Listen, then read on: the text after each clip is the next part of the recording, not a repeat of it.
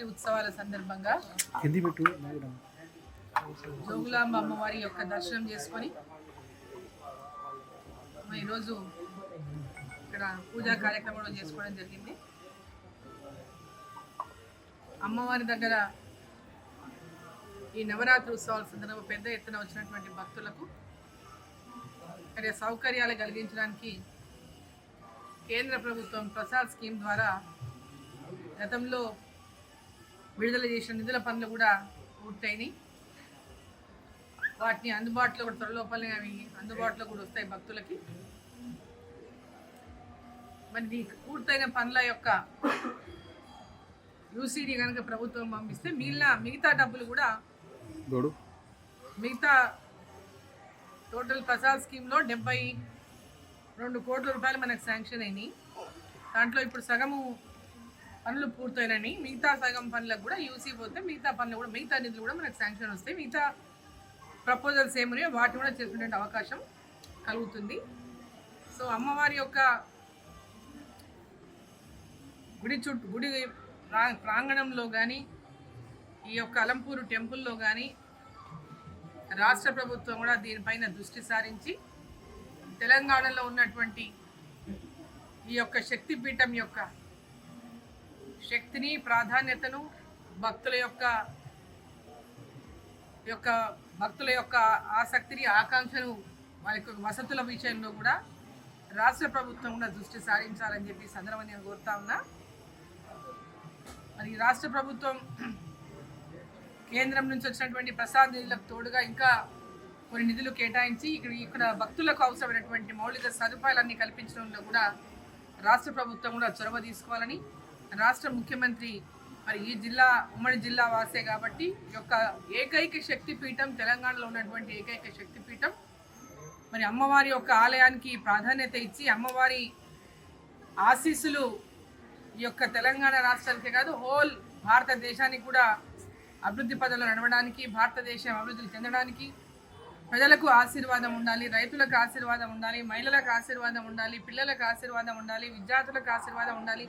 ప్రతి ఒక్కరికి కూడా అమ్మవారి ఆశీస్సులు అందే విధంగా ఈ యొక్క ప్రాంగణం చుట్టూన్నటువంటి టెంపుల్ చుట్టుముట్టున్నటువంటి ఏదైతే అంటే దీనికి సరిపోయేటటువంటి స్థలం కూడా మనకి ఇక్కడ లేదు దేవాలయానికి. గతంలో ఇక్కడ మనకు వరద వచ్చినప్పుడు 2009లో వరద వచ్చినప్పుడు ఈ దేవాలయం మొత్తం కూడా మునిగిపోయినటువంటి విషయాన్ని మనం గుర్తు చేసుకుంటే అప్పుడు అలంపూర్ మొత్తం టౌన్ కూడా మునిగిపోయినటువంటి పరిస్థితి. అనేక నెలలు పట్టింది ఈ యొక్క అలంపూర్ కోలుకోవడానికి. మరి అదేవిధంగా ఇక్కడ గుడి చుట్టుముట్టున్నటువంటి కొంత ల్యాండ్ని కూడా మనం ఈ గుడికి తీసుకొని దీన్ని డెవలప్ చేయాల్సినటువంటి అవసరం ఉందనే విషయాన్ని కూడా ఇక్కడ చాలామంది భక్తులు చెప్పిండ్రు. దానికి కూడా రాష్ట్ర ప్రభుత్వం చొరవ తీసుకొని పార్కింగ్ ప్లేస్ కానీ ఇక్కడ వచ్చినటువంటి భక్తులకు మౌలిక సదుపాయాలు కానీ మరి దేవాలయం ప్రాంగణంలో కూడా కొన్ని ఇక్కడ దేవాలయంలో భక్తులు కోరుకున్నటువంటి కొన్ని ఏర్పాట్లు కానీ సౌకర్యాలు కానీ ఇవన్నీ కూడా చేయాల్సినటువంటి అవసరాన్ని గుర్తించి మరి ఇక్కడ ఉన్నటువంటి టెంపుల్ చైర్మన్గా కూడా నూతనంగా మరి ఇవాళే ప్రమాణ స్వీకారం చేసినారు. నూతనంగా ఈ టెంపుల్ చైర్మన్ గారు నాగేశ్వర రెడ్డి గారు మరి ఈ టెంపుల్ యొక్క అభివృద్ధి కోసం రాష్ట్ర ప్రభుత్వం ద్వారా చొరవ తీసుకొని ఈ యొక్క శక్తిపీఠం యొక్క అభివృద్ధికి అహర్నిశలు మరి రాష్ట్ర ప్రభుత్వం కృషి చేయాలి. అదేవిధంగా నా యొక్క పూర్తి సహాయ సహకారాలు కూడా అందిస్తానని చెప్పి ఈ సందర్భంగా నేను తెలియజేస్తున్నా.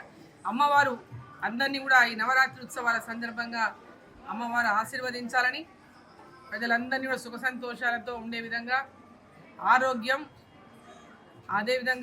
ఆరోగ్యంతో పాటు రైతులకు సరైనటువంటి సమయంలో వర్షాలు కురిసి అంటే అతి వర్షాలు కాకుండా అతి వర్షాల వల్ల పెద్ద ఎత్తున రైతులకు నష్టం జరుగుతుంది. అటువంటి నష్టాలు రాకుండా సరైన సమయంలో వర్షాలు కురిసి రైతులందరూ కూడా ఆనందంగా సంతోషంగా అభివృద్ధిలోకి వచ్చేటటువంటి విధంగా ఈ రాష్ట్రము దేశము సుభిక్షంగా ఉండేటటువంటి విధంగా అమ్మవారు ఆశీర్వదించాలని కోరుకుంటూ అందరికీ కూడా నవరాత్రి ఉత్సవాల సందర్భంగా శుభాకాంక్షలు తెలియజేస్తున్నారు. ఇక్కడ డెవలప్మెంట్ చేస్తూ ఉన్నారు. కిషన్ రెడ్డి గారు గతంలో ఇక్కడ విచ్చేసినప్పుడు ఇక్కడ అందరి యొక్క కోరిక మేరకు రైల్వే స్టేషన్ యొక్క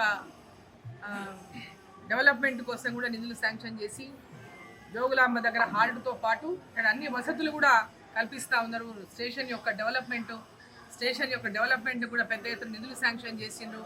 ఇప్పుడు ఆ స్టేషన్లో ఒకసారి చూద్దామని నేను అక్కడ వెళ్తున్నాను, నేను పరిశీలించడానికి వెళ్తున్నా. పనులు ఏ విధంగా జరుగుతుంది అనేటటువంటి విషయాన్ని పరిశీలించడానికి వెళ్తా ఉన్నా.